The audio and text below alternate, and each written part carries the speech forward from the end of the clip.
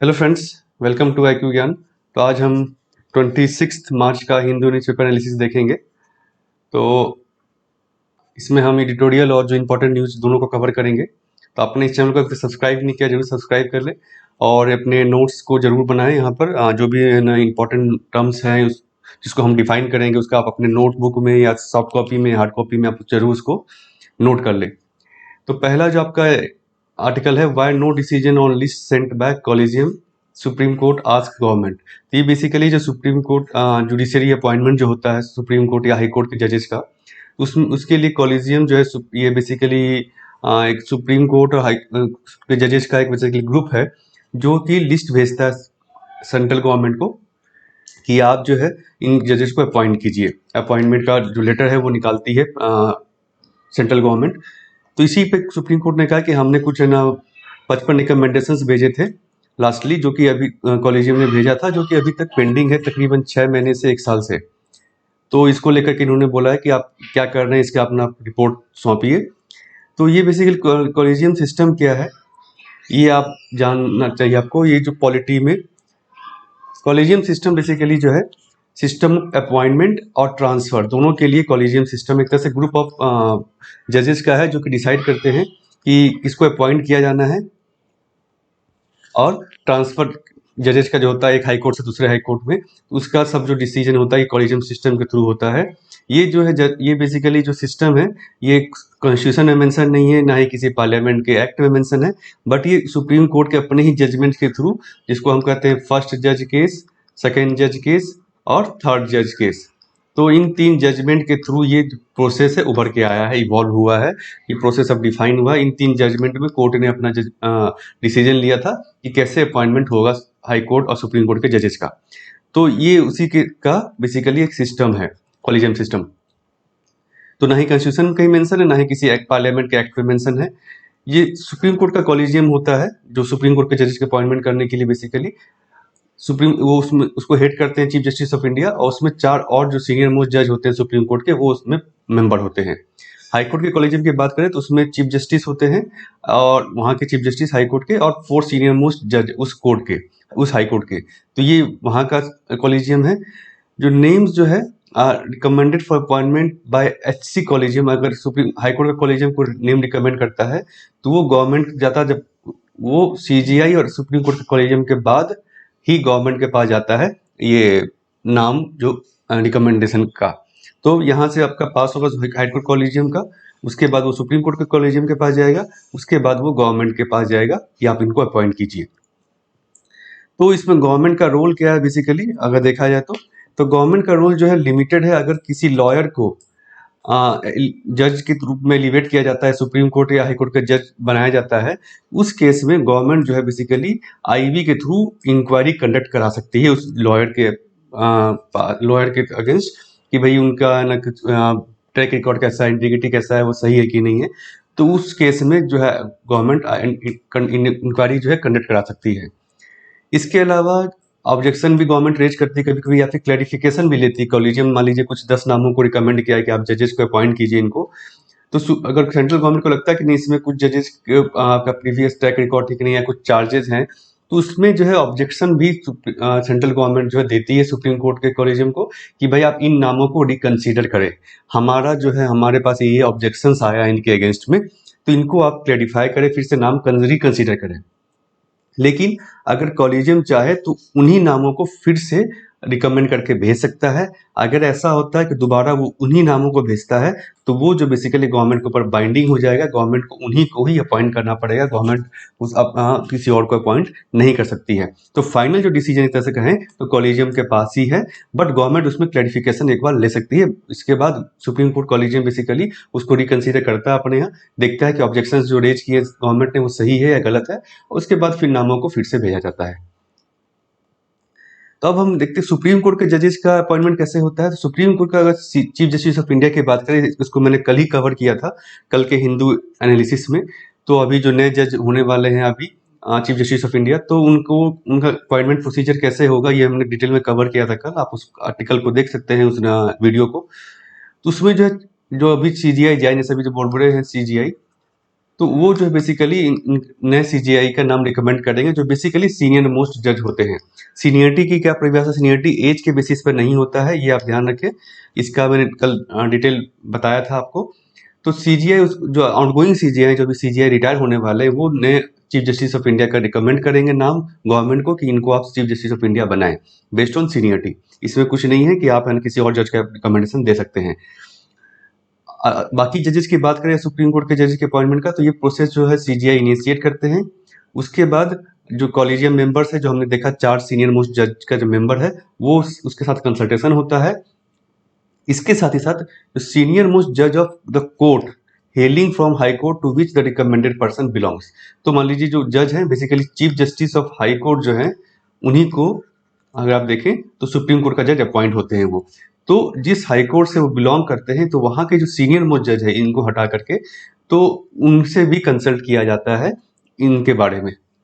उसके बाद ये कॉलेजियम जो नाम लॉ मिनिस्ट्री को भेजता है, जो कि उसको प्राइम मिनिस्टर को फॉरवर्ड करते हैं कि प्रेसिडेंट को, कि फाइनल जो ऑर्डर निकलता है वो प्रेसिडेंट के नाम पे निकलता है। तो वो प्रेसिडेंट को फिर एडवाइस करते हैं कि आप इन नामों को का ऑर्डर निकाल सकते हैं। अगर हम हाई कोर्ट के चीफ जस्टिस की बात करें अपॉइंटमेंट की, तो उसमें जो है जो पॉलिसी है कि chief justice from outside the respective state, तो उस स्टेट का नहीं होना चाहिए चीफ जस्टिस। तो ये पॉलिसी फॉलो की जा रही है। तो इसके लिए हाई कोर्ट जज जो है रिकमेंड करते हैं, recommended by collegium comprising of chief justice of India and 2 senior most जजेस। तो ये इनका बेसिकली कॉलेजियम अलग है, 2 सीनियर मोस्ट जज होते हैं और chief justice of India. The proposal however initiated by the ongoing chief justice, जो चीफ जस्टिस हटने वाले वो इनिशिएट करते हैं बेसिकली, जैसे कि हमने देखा सुप्रीम कोर्ट के चीफ जस्टिस ऑफ इंडिया के केस में भी, उसी तरह यहाँ पे भी ऑनगोइंग चीफ जस्टिस उसका इनिशिएट करते हैं in consultation with 2 senior most जज, जो 2 सीनियर मोस्ट कलीग से कंसल्ट करके। उसके बाद वो रिकमेंडेशन जो है बेसिकली चीफ मिनिस्टर के पास जाता है, जो कि गवर्नर को एडवाइस करते हैं कि वो प्रपोजल लॉ मिनिस्ट्री को भेजे। फिर लॉ मिनिस्ट्री उसको प्राइम मिनिस्टर के पास भेजेगी और प्राइम मिनिस्टर के थ्रू प्राइम मिनिस्टर उसको एडवाइस करेंगे प्रेसिडेंट को इन नामों के अपॉइंटमेंट के लिए। तो ये पूरा प्रोसीजर है, इसको आप ध्यान में रखें। बहुत कॉलेजियम को लेकर के सवाल आते हैं, तो कॉलेजियम में कितने मेंबर्स होते हैं, कौन कौन से कैसे पॉलिसी है अपॉइंटमेंट का चीफ जस्टिस का और अदर जजेस का। नेक्स्ट जो आपका article apex court bats for women officer in army, तो ये पिछले साल भी सुप्रीम कोर्ट ने अपना जजमेंट दिया था कि उनको परमानेंट कमीशन दिया जाए वीमेन को, जो कि अभी तक नहीं था। इसके लिए कोर्ट ने बोला कि जो फिजिकल स्टैंडर्ड्स जो आप रख रहे हैं या क्राइटेरिया जो है वो सही नहीं है। एडमिनिस्ट्रेटिव आर्मी का एक क्राइटेरिया उन्होंने बताया कि to benchmark women officers under consideration for permanent commission with male officers who are lowest in merit. तो आपको जो वीमेन ऑफिसर को, जो लोवेस्ट ऑफिसर मेल ऑफिसर है मेरिट में, उनके साथ आपको जो है रिक्वायरमेंट मैच कराना पड़ेगा, बेंचमार्क करना पड़ेगा, जिसको सुप्रीम कोर्ट ने कहा कि गलत है। आप डिस्क्रिमिनेशन कर रहे हैं, इस तरह से आर्बिट्रेरी है और इरेशनल है यहाँ पर। तो ये जो बेसिकली उन्होंने कहा कि आप वीमेन को परमानेंट कमीशन दीजिए, जो प्रोसीजर आप विलेट कर रहे हैं वो सही नहीं है, उसको आपको चेंज करने की जरूरत है। तो शॉर्ट सर्विस कमीशन और परमानेंट कमीशन क्या होता है ये आप समझ सकते हैं।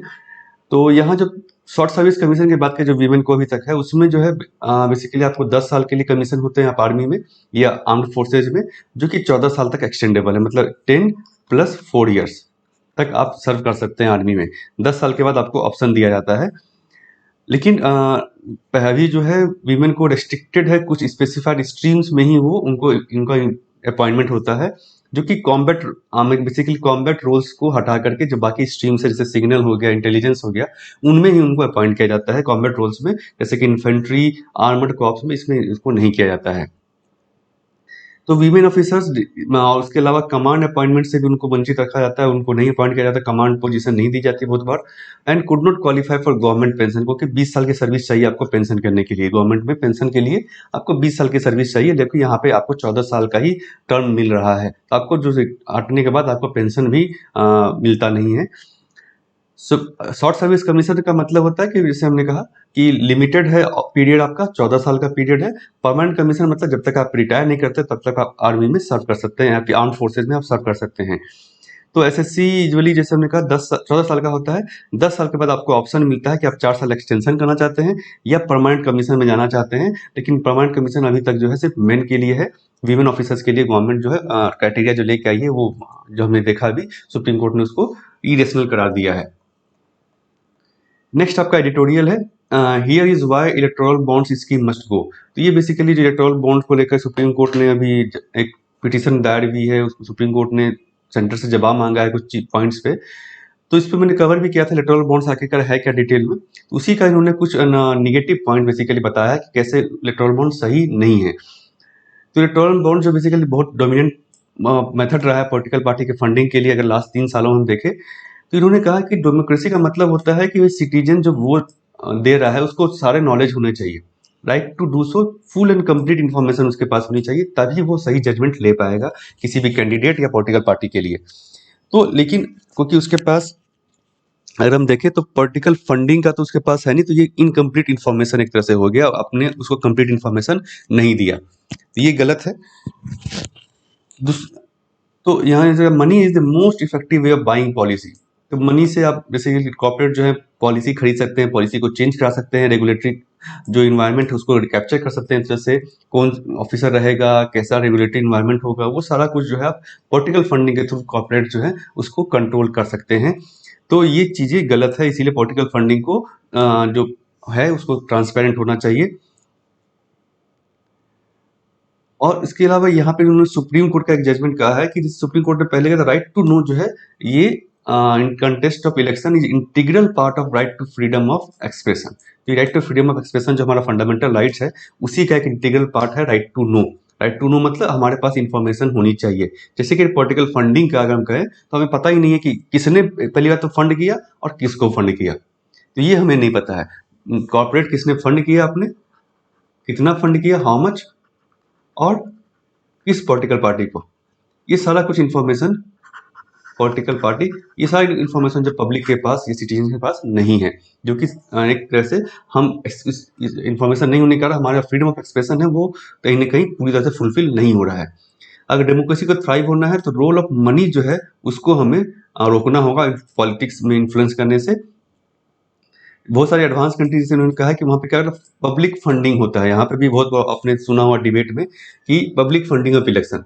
तो वहाँ पे क्या होता है, बहुत सारे देशों में पब्लिक फंडिंग होता है जनरली, सारे पार्टीज को जो भी पॉलिटिकल पार्टीज हैं उनको around same level of political funding government जो फंड करती है इलेक्शन के लिए, वो अपनी तरफ से कोई पैसा आपको नहीं लगाना है।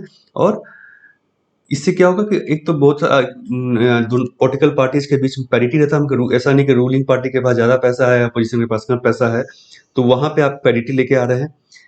तो यहाँ इससे और क्या है, जो उसमें ट्रांसपेरेंसी भी रहती है कि गवर्नमेंट ने कोई फंड किया उसको तो ट्रांसपेरेंसी है कि आपने इतना ही खर्च किया है। अगर आपको 1 करोड़ फंडिंग मिला है तो आपने 1 करोड़ ही इलेक्शन में खर्च किया है, उससे ज़्यादा नहीं, ब्लैक मनी को यूज नहीं किया जा रहा है। तो इन्होंने कहा कि जो इलेक्शन है वो बैटल ऑफ आइडियाज है, नॉट वास्टली अनइक्वल कंटेस्ट।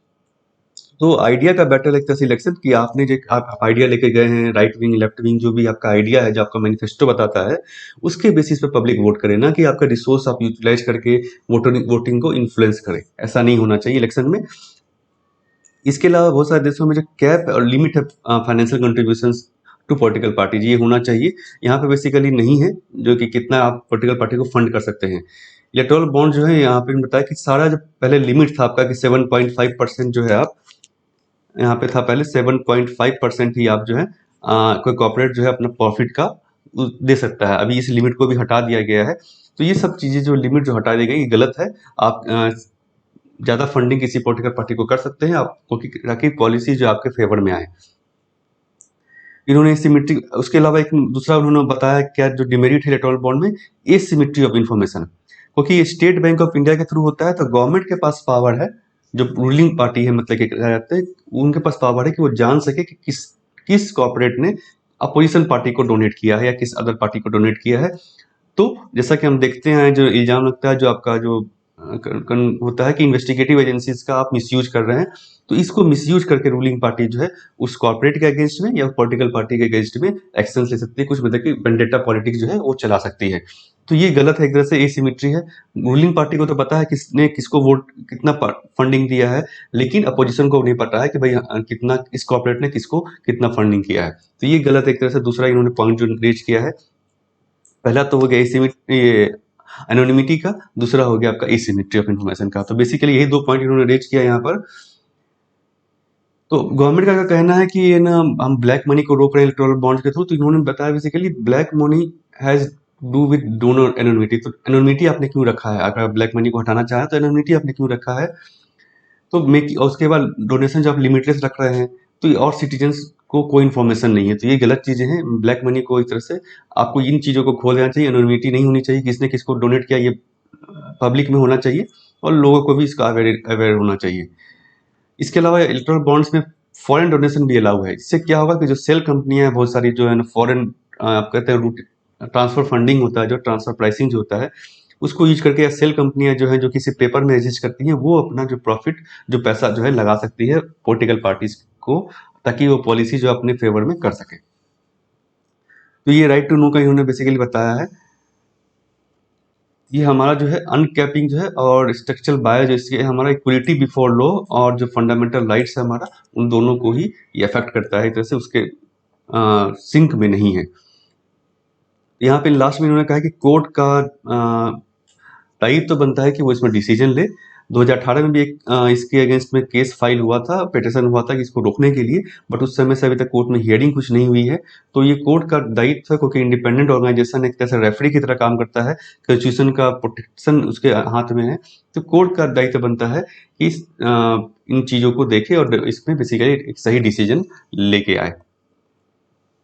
तो यही बेसिकली इलेक्टोरल बॉन्ड्स के बारे में काफ़ी न्यूज़ में, आप जरूर इसको और डिटेल में पढ़ें। मेरा प्रीवियस वीडियो आप देख सकते हैं जहाँ पे मैंने इलेक्टोरल बॉन्ड्स के बारे में, उसके साथ जुड़ा हुआ इशू क्या क्या है, उस सबको मैंने डिस्कस किया है। मैं आपको लिंक दे दूंगा ऊपर में, कार्ड में यहाँ पे आपको दिख जाएगा। नेक्स्ट आपका जो एडिटोरियल है, remove the wedges in India Bangladesh का टाइज। तो ये इंडिया बांग्लादेश टाइज को लेकर के है। अभी जो है बांग्लादेश, आज हमारे प्राइम मिनिस्टर जा भी रहे हैं वहाँ पर। बांग्लादेश अपना जो है 50वां 50 ईयर ऑफ इंडिपेंडेंस जो है सेलिब्रेट कर रहा है। इसका इंडिपेंडेंस हुआ था आपका 26 मार्च 1971 में, तो आज इसका 50 साल पूरा है, तो इसकी जयंती वहाँ पर है। तो इन्होंने बताया इंडिया बांग्लादेश कैसा है, रिलेशन जो है बेसिकली कैसा रहा है। तो अगर हम कहें तो ऑक्सीलेटेड रहा है रिलेशन इंडिपेंडेंस के बाद, बांग्लादेश के इंडिपेंडेंस के बाद। तो जब शेख मुजीबुर रहमान थे वहाँ पे वहाँ के प्रेसिडेंट, तब तक वो रिलेशन अच्छा था। उसके बाद कुछ सालों में, उसके बाद जब लास्ट डिकेड में हम देखें तो वहाँ उस समय भी ठीक था वहाँ पे, क्योंकि जो पॉलिटिकल पार्टी जैसे चेंज होती है वहाँ पे, रूलिंग पार्टी जो चेंज होती है, तो हमारा रिलेशन जो है वो बदलता रहता है उस हिसाब से। तो एक कांस्टेंट रिलेशन नहीं रहा है। क्या क्या हमारा पॉजिटिव रहा रिलेशन में बात करें हम तो, एक तो हमने लैंड बॉर्डर इशू जो है पीसफुली सॉल्व किया। जो हमारा एग्रीमेंट था 2015 में साइन हुआ था, जिससे जो वो ये आपका था इनक्लेव जो थे वो हमने एक्सचेंज कर लिए। जो इनक्लेव्स हमारे यहाँ एरिया में पड़ते थे लेकिन वहाँ बांग्लादेशी लोग रहते थे, तो वो हमने उनको दे दिया, वहाँ का जो इनक्लेव्स था वो हमने ले लिया। तो इस तरह से हमने एक्सचेंज हुआ था उस समय। इसके अलावा वहाँ की गवर्नमेंट ने भी एंटी इंडिया इंसर्जेंट एलिमेंट जो है वहाँ के बॉर्डर के थ्रू, उसको भी चेक किया है, काफ़ी काफ़ी रोका है वहाँ पर। बांग्लादेश जो है आज इंडिया का बिगेस्ट ट्रेडिंग पार्टनर है साउथ एशिया में। इंडिया ने बेसिकली वहाँ पे बहुत सारे बांग्लादेशी प्रोडक्ट को ड्यूटी फ्री एक्सेस दिया, जिससे कि ट्रेड बढ़ा भी है, वहाँ के लोगों को भी इकोनॉमिकली फ्रीडम मिला है एक तरह से। उसके अलावा नॉन टेरिफ बैरियर्स भी जो है कुछ रिड्यूस कर सकते हैं। यहाँ पर एक कंसर्न उन्होंने बताया है कि जहाँ पे आप इस आंसर में लिख सकते हैं कि क्या और करने की जरूरत है यहाँ पर। इसके अलावा इंडिया ने जो थ्री लाइन्स ऑफ क्रेडिट जो है बांग्लादेश को दिया था पहले, तकरीबन $8 बिलियन का क्रेडिट दिया है, लेकिन वो काफ़ी कुछ अनयूटिलाइज रहा है। इसका कारण बेसिकली यही है कि इंडिया में रेट और वहाँ पे बांग्लादेश में जो प्रोजेक्ट इम्प्लीमेंटेशन है वो उतना अच्छा नहीं रहा है। तो ये दूसरा आप लिख सकते हैं अपने आंसर में कि कहाँ हमें और क्या वे फॉरवर्ड में, कि क्या हमें और करने की ज़रूरत है बांग्लादेश इंडिया रिलेशन को अच्छी करने के लिए। तीसरा जो बताया कि इंडिया का बांग्लादेश के काफ़ी टूरिस्ट जो है इंडिया में आते हैं। अगर हम इंडिया की बात करें तो 5 में से हर एक टूरिस्ट जो है बांग्लादेशी है। इसके अलावा यहाँ पे काफ़ी जो मेडिकल टूरिज्म, जो 50% ऑफ मेडिकल टूरिज्म से बांग्लादेशी सिटीजन ही कंट्रीब्यूट करते हैं, मतलब वहाँ से लोग यहाँ इलाज कराने के लिए आते हैं। तो ये दूसरा हमारा रेवेन्यू सोर्स एक तरह से है। इसके अलावा हमने डायरेक्ट बस सर्विस स्टार्ट हुई है कोलकाता से अगरतला थ्रू जो है आपका ये बांग्लादेश के थ्रू, जिससे हमारा डिस्टेंस काफ़ी कम हो गया है। 500 किलोमीटर का डिस्टेंस है। अगर अगर हम बांग्लादेश को बांग्लादेश हमें सपोर्ट नहीं करता, तो ये जो चिकन नेक है उसके थ्रू जाने पर हमें लगता है तकरीबन 1650 किलोमीटर। और सोचे तो 1/3 हो गया आपका डिस्टेंस। पैसेंजर और फ्लाइट सर्विस, रेलवे सर्विस है हमारे दोनों के बीच में।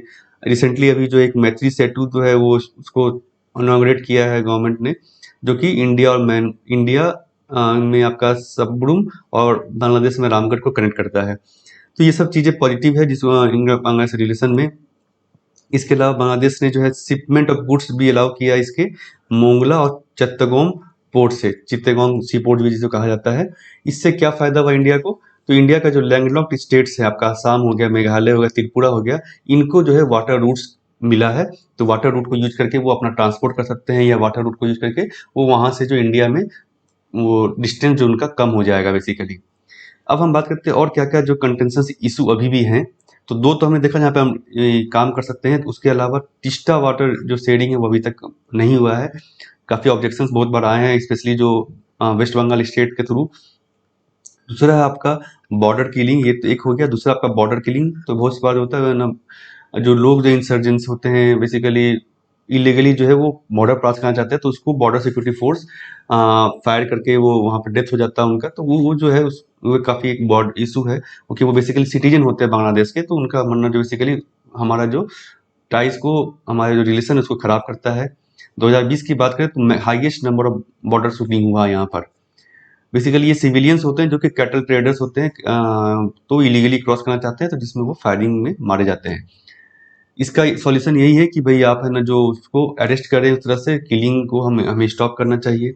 तीसरा जो इशू है नेशनल रजिस्टर फॉर सिटीजन, जो CAA जो आपका जो एक्ट आया था, अमेंडमेंट जो आया था, उसके बाद जो है गवर्नमेंट ने कहा है कि भाई इलीगली जो बांग्लादेशी माइग्रेंट्स है उसको हम डिपोर्ट करेंगे। तो देखते हैं ये कि कैसे डिपोर्टेशन जो है इलीगल मुस्लिम माइग्रेंट्स का हो पाता है।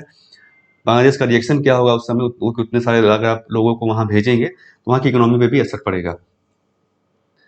उसके अलावा जो हम देख रहे हैं अभी कि बहुत सारे साउथ ईस्ट एशियन नेशन या हमारे नेबर कंट्री जो चाइना की तरफ टिल्ट हुए हैं, उसमें बांग्लादेश भी एक है। तो हमें इसमें ये भी कंसर्न है इंडिया के लिए कि चाइना को कैसे काउंटर किया जाए, स्पेशली नेबरिंग एरिया में। तो ये सब बेसिकली जो है चेकबुक डिप्लोमेसी जो है चाइना का, कि वो वहाँ पे बहुत सारा पैसा फंडिंग कर रहा है इंफ्रास्ट्रक्चर लो कॉस्ट इंटरेस्ट पे, या फिर जीरो लाइन ऑफ क्रेडिट दे रहा है। इसको हमें इंडिया को काउंटर करना जरूरी है।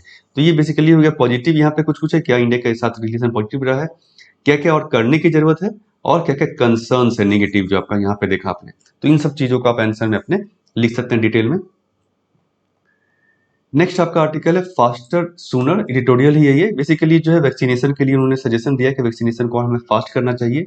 अभी तक क्या था, 45 से 60 के बीच में आपका अगर मॉर्बिडिटी है, कोमोबिडिटी है, सीवियर नेचर का है, तभी आप वैक्सीनेट करा सकते थे। आपको उसके लिए मेडिकल सर्टिफिकेट भी चाहिए था। तो ये सही नहीं, क्योंकि बहुत सारे लोगों को पता भी नहीं है, स्पेशली पुअर और रूरल एरिया में, कि उनको कोई डिजीज है, बीमारी है, वो दवाई कुछ नहीं वैसा लेते हैं, डॉक्टर के पास नहीं जाते हैं। तो ये चीज हटा के गवर्नमेंट ने अच्छा किया एक तरह से। 1 अप्रैल से अभी आप देखें तो 45 से ऊपर जो भी है वो वैक्सीनेट करा सकेगा। दूसरा जो चीज हमें करने की जरूरत है वैक्सीनेशन को बढ़ाने के लिए, एक तो वैक्सीन हेजिटेंसी, इसको हमें रोकने की जरूरत है। तो अभी अभी लोगों की विलिंगनेस ज़्यादा बढ़ा है देखा जाए तो।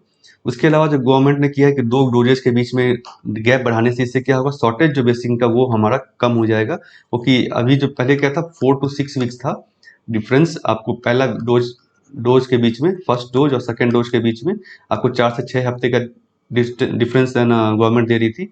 अब गवर्नमेंट ने कहा कि आप इसको 6 से 8 हफ्ते का कर दीजिए। तो अभी लेकिन अभी भी इंडिया में डोजेस काफ़ी कम है। अगर हम कहें पर 100% तो 4 डोजेज ही दिया गया है। इसका और भी कारण है, प्राइवेट मेडिकल फैसिलिटीज़ का पार्टिसिपेशन बहुत ही कम है। तो India has where vital to accelerate daily vaccination rate. तो मिसिंग क्या, यहाँ क्या करने की जरूरत है, पॉलिटिकल विल यहाँ पे बहुत कम है।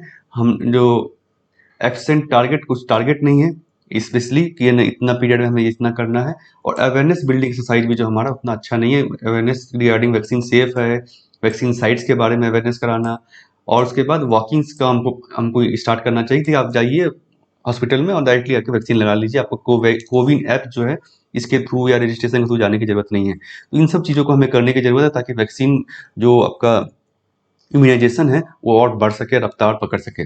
उसके अलावा माइक्रो प्लानिंग की जरूरत है, और आउटरीच एक्टिविटी, मतलब जो गांव में लोगों में है या डिजेबल जो लोग हैं उनके तरफ हमको जाने की जरूरत है, ताकि उनको घर पर ही वहां पर हम उनको वैक्सीनेशन करा सके या उनको हम हॉस्पिटल ला सके। नेक्स्ट आपका आर्टिकल है DFI is required for next 25 years of growth minister. तो ये बेसिकली कल जो एक बिल जो है राज्यसभा में क्लियर हुआ था, national bank for financing, infrastructure and development, इसका बिल जो है उसको गवर्नमेंट ने क्लियर किया था कल।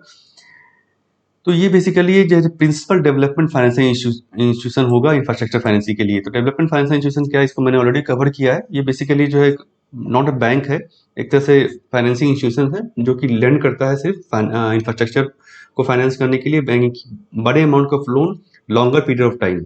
ये डिपॉजिट एक्सेप्ट नहीं करेगा आपका डीएफआई। इंफ्रास्ट्रक्चर फाइनेंसिंग के लिए स्पेसिफिक इंस्टीट्यूशंस हैं। इंडिया में पहले भी काफ़ी सेटअप हुए हैं। 1948 में पहला स्टार्ट हुआ था, उसके बाद बहुत सारे जो है वो बैंक में कन्वर्ट हो गए थे, जैसे हम आईसीआईसीआई देख रहे हैं, आईडीबीआई देख रहे हैं। ये पहले जो है इंफ्रास्ट्रक्चर डीएफआई ही थे, मतलब डेवलपमेंट फाइनेंसिंग इंस्टीट्यूशन थे ये। तो ये जो NFI, national bank of finance for financing infrastructure and development, ये है क्या, इसको मैंने थोड़ा बताया है आपके लिए। ये जो बिल है इसी को स्टेब्लिश करने चाह रहा है, जो कि प्रिंसिपल डेवलपमेंट फाइनेंस इंस्टीट्यूशन होगा इंफ्रास्ट्रक्चर फाइनेंसिंग के लिए। प्रिंसिपल इंस्टीट्यूशन होगा जो बाकी बैंक्स को भी बेसिकली देखेगा, डीएफआई को देखेगा। एज ए कॉर्पोरेट बॉडी इसको गवर्नमेंट सेटअप करेगी, जिसका कैपिटल बेसिकली अभी जो प्रपोज है 1 लाख करोड़ रुपये का होगा। सेंट्रल गवर्नमेंट स्टार्टिंग में इसका 100% शेयर होगा, बाद धीरे धीरे घटा करके इसको 26% किया जाएगा। बाकी जो शेयर्स है वो जैसे म्यूचुअल फंड हो गया आपका, कॉर्पोरेट एंटिटी हो गया आपका, उनको दिया जाएगा। बोर्ड ऑफ गवर्नेंस को डायरेक्टर जो इसको गवर्न करेंगे, इसमें बोर्ड में एक चेयरपर्सन होगा जो सेंट्रल गवर्नमेंट अपॉइंट करेगी आरबीआई के से कंसल्ट करके, मैनेजिंग डायरेक्टर होंगे और 3 जो है डिप्टी मैनेजिंग डायरेक्टर्स होंगे, जिसका अपॉइंटमेंट प्रोसीजर अभी क्लियरली डिफाइंड नहीं है। फंक्शन अगर बात करें तो दोनों फाइनेंशियल फंक्शन भी होगा और डेवलपमेंट ऑब्जेक्टिव भी होगा। फाइनेंशियल जैसे कि डायरेक्टली और इनडायरेक्टली जो है लेंड करना, फाइनेंसिंग जो इंफ्रास्ट्रक्चर के लिए इन्वेस्ट करना, वैसे आरएफआईडी हो गया आपका किसी वैसे इंफ्रास्ट्रक्चर फंड में, और इंडिया में इंफ्रास्ट्रक्चर ये फंडिंग आए उसके लिए बाहर के बेसिकली कंट्रीज से फंड को इन्वेस्ट करवाना, अट्रैक्ट करवाना। डेवलपमेंट ऑब्जेक्टिव्स क्या क्या है, जैसे कि इन डेवलपमेंट ऑफ आपका बॉन्ड मार्केट जो है, लोन मार्केट जो है, या डेरिवेटिव मार्केट जो है इंफ्रास्ट्रक्चर फाइनेंसिंग का, जैसे कि इन आपका इन्वेस्टमेंट फंड जो है, इन्वेस्टमेंट आईटी है, आईएनवी आईटी आपने सुना होगा। तो ये सब चीज़ों पे इस मार्केट को बेसिकली डेवलप कराना, ताकि और से और ज़्यादा फंडिंग यहाँ पर आ सके, पब्लिक फंडिंग की तरह से। नेक्स्ट आर्टिकल है एससी सजेस्ट पोस्टिंग रिटायर्ड जजेस to clear backlog in high courts. तो ये जो है बेसिकली सुप्रीम कोर्ट ने डायरेक्शन दिया है, इस तरह से कर सकते हैं, या फिर गाइडलाइन दी है कि भाई आप जो है रिटायर्ड जजेस को एडहॉक जजेस की तरफ से अपॉइंट कीजिए। हाई कोर्ट को डायरेक्शन दिया है, ताकि ये जो पेंडेंसी है बहुत सारे कोर्ट्स में 30-30 साल का पेंडेंसी है, उसको कम किया जा सके। इसको आप चूज कैसे करेंगे, तो बेसिक एक्सपर्टाइज जो है आपका, जो जज का एक्सपर्टीज है, जो पहले काम कर चुके हैं, एक्सपर्टीज उनका है पर्टिकुलर फील्ड में, अगर उनका एक्सपर्टीज है, मान लीजिए उन्होंने 10 साल 15 साल जो है स्पेसिफिक टैक्स मैटर्स को डील किया है, तो उनका टैक्स मैटर में एक्सपर्टीज है, तो उस मैटर में जितना पेंडेंसी है उस बेसिस पर आप उनको फिर से रिटायर्ड जज को अपॉइंट कर सकते हैं, ताकि वो उसी टाइप के केसेस को सुनवाई कर सके और जल्दी से जल्दी निपटारा हो सके। तो एक जोन आपको बनाने की जरूरत है, कि जैसे हमने देखा, अभी बताया मैंने आपको, टैक्स डिस्प्यूट हो गया आपका, या फिर प्रॉपर्टी का हो गया आपका, ऐसे ऐसे करके कुछ हो गया आपका। तो इन सब चीज़ों पे आप जोन बना दिया आपने, और इस जोन में जिस जिस जज जो रिटायर हो चुके हैं, जिनका एक्सपर्टीज रहा है, जो जिन्होंने काफ़ी सुनवाई की इस मैटर में, तो उनको आप इस केस को सौंपें, ताकि वो जल्द से जल्द उसका निपटारा कर सके। रिटायर्ड जज who's handle certain disputes in fields of law for over 15 years, जो जिन्होंने 15 साल उस तरह के केसेस को डील किया है, वो उससे जल्दी फास्टर उससे डील कर सकते हैं, उस केसेस को जल्दी से जल्दी उसका निपटारा करा सकते हैं। जबकि नए जज अगर होंगे, उनको उस केस का टेक्निकल पैरामीटर नहीं पता है, तो वो भी सी बात, उनको जजमेंट लेने में टाइम लगेगा। तो ये थ्रेट नहीं है, क्योंकि एडहॉक जजेस जो है वो जूनियर मोस्ट ट्रीट होते हैं, तो ऐसा नहीं जो अभी जजेस हैं उनका कोई सीनियरिटी में अफेक्ट होगा, ऐसा भी नहीं है। इसके अलावा आर्टिकल कॉन्स्टिट्यूशन में ऑलरेडी इसके बारे में मेंशन है 224A में। इस आर्टिकल के अंतर्गत chief justice of high court जो है वो बेसिकली उनको लगता है कि ना केस कोर्स में पेंडेंसी ज़्यादा है, तो वो जो है कंकरेंस प्रेसिडेंट का ले करके एक किसी पर्सन को, जो कि who has held the office of जज ऑफ दैट कोर्ट, जो ऑलरेडी उस कोर्ट का ऑफिस कोर्ट में जज रह चुके हैं, उनको या और किसी दूसरे हाई कोर्ट के जज को अपॉइंट कर सकता है उस जज के हाई कोर्ट की तरफ से, ताकि मतलब कि आप रिटायर्ड जज को अपॉइंट कर सकते हैं प्रेसिडेंट के कंकरेंस के बाद। इस आर्टिकल में ये मेंशन है, तो ये कॉन्स्टिट्यूशन के अकॉर्डिंग भी है, और हमारा पेंडेंसी इससे वो भी कम हो सकता है। ये बेसिकली सुप्रीम कोर्ट ने एक तरह से गाइडलाइन बताया है कि गाइडेंस क्या दिया उन्होंने, if in any particular jurisdiction dependency goes beyond certain limit से 8 to 10 years चीफ जस्टिस में अपॉइंट। तो अगर आपको किसी एक जोन में, एक किसी कानून में लगता है, मतलब टैक्स मैटर्स में पेंडेंसी भाई 10 साल से ऊपर चली गई है, तो आप उसमें उस केस में आप रिटायर्ड जज को अपॉइंट कर सकते हैं। नेक्स्ट आपका आर्टिकल है Suez canal temporary halt navigation. तो बेसिकली स्वेज कैनाल में कल ही मैंने कवर किया था, इसमें एक जो बोट है एमवी एवर गिवन, ये स्टक हो गया इस तरह से। अगर ये स्वेज कैनाल है, यहाँ पे ये इस तरह से जाके फंस गया है, तो ये ना निकल नहीं पा रहा, यहाँ से जो मूवमेंट है वो रुक गई है। तो इसको लेकर के बेसिकली है स्वेज कैनाल जो है मैंने कल कवर किया है, उसको आप देख सकते हैं। बेसिकली मेडिटेरियन सी और रेड सी को ये कनेक्ट करता है। स्वेज कैनाल एक तरह से कैनाल है, और इंडियन ओशियन में या फिर आप कहें एशिया में आने वाली मोस्टली शिप जो है वो सारी स्वेज कैनाल के होते हुए आती है अटलांटिक से। अगर आपको एशिया में आना है, इंडियन ओशियन में आना है, तो आप ये स्वेज कैनाल ही रूट लेती है, ताकि क्योंकि वो काफी डिस्टेंस कम हो जाता है, आपका फ्यूल भी बचता है, कॉस्ट भी बचता है। इसको आप जरूर कल के आर्टिकल को देख सकते हैं, स्वेज कैनाल के बारे में मैप भी मैंने वहां डिस्कस किया है। तो फ्रेंड्स, ये था आज का हिंदू एनालिसिस। वो आपको अच्छा लगा हो तो आप जरूर इसको लाइक करें और अपने फ्रेंड्स के साथ शेयर करें, और इस चैनल को सब्सक्राइब करना मत भूलें। और इस वीडियो का पीडीएफ जो है आप फेसबुक या टेलीग्राम चैनल से, मेरे सोशल मीडिया चैनल से आप ले सकते हैं। Thank you friends.